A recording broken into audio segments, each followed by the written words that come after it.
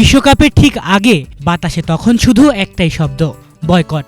বাংলাদেশকে বাদ দেওয়ার পর সেই গুঞ্জন আরও ঘনীভূত হয়। পাকিস্তান কি প্রতিবাদে একই পথে হাঁটবে?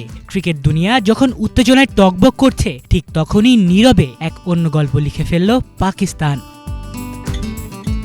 আবেগের বাইরে গিয়ে এখন পেশাদারিত্বের ভাষায় কথা বলছে তারা। টুর্নামেন্ট বর্জনের জল্পনা চললেও বাস্তবে পাকিস্তান ক্রিকেট বোর্ড তাদের জাতীয় দলের ক্রিকেটারদের প্রস্তুতি থামাতে বলেনি, বরং উল্টো নির্দেশ, বিশ্বকাপ মাথায় রেখে সবকিছু চালিয়ে যেতে হবে। আর সেই প্রস্তুতির সবচেয়ে বড় প্রমাণ মিলেছে টিকিট কাউন্টারে। কলম্বোর উদ্দেশ্যে আগাম কাটা হয়ে গেছে বিমানের টিকিট। গুঞ্জনের ধোঁয়ার ভিতর দিয়েই যেন স্পষ্ট বার্তা, পাকিস্তান বিশ্বকাপের পথেই আছে।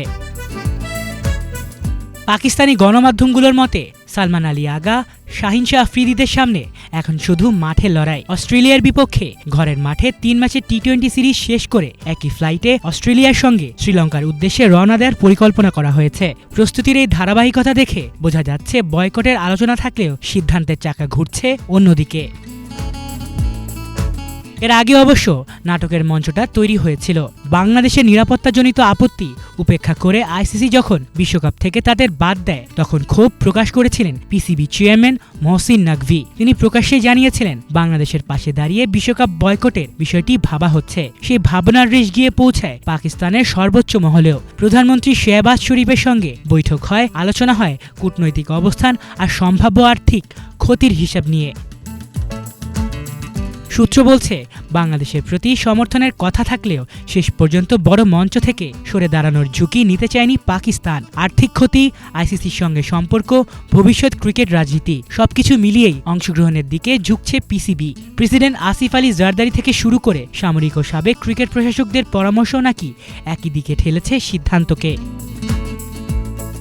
সবচেয়ে তাৎপর্যপূর্ণ ইঙ্গিতটি এসেছে ভারতের বিপক্ষে ম্যাচ ঘিরে। এত উত্তেজনার পরও সেই ম্যাচ বয়কটের কোনো আভাস নেই, বরং সূচি অনুযায়ী 15 ফেব্রুয়ারি কলম্বোর প্রেমাদাসা স্টেডিয়ামে ভারতের বিপক্ষে ম্যাচ দিয়েই বিশ্বকাপ অভিযান শুরুর প্রস্তুতিতে আছে পাকিস্তান। গ্রুপে যুক্তরাষ্ট্র, নেদারল্যান্ডস ও নামিবিয়াও থাকলে আলোচনার কেন্দ্রে সেই এক ম্যাচই।